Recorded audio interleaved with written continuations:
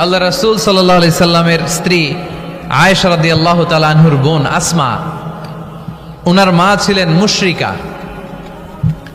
তখন মুশরিকা ছিলেন, এসে আল্লাহ রাসূল সাল্লাল্লাহু আলাইহি ওয়াসাল্লামকে বললেন, ইয়া রাসূলুল্লাহ, আমার মা তো মুশরিকা, আমি তো কালিমা পড়ে মুসলমান হলাম, আমি কি মায়ের সাথে ভালো আচরণ করব নাকি কথা বলবো না?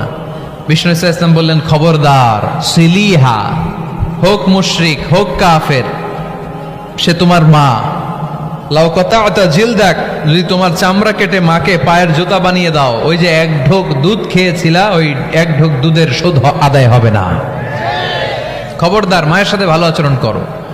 তো কোনো হিন্দু ভাই যদি মুসলমান হন, কোনো অসুবিধা নাই, আপনার আব্বা আম্মার সাথে সুসম্পর্ক রাখবেন, আত্মীয়দের সাথে সুসম্পর্ক রাখবেন।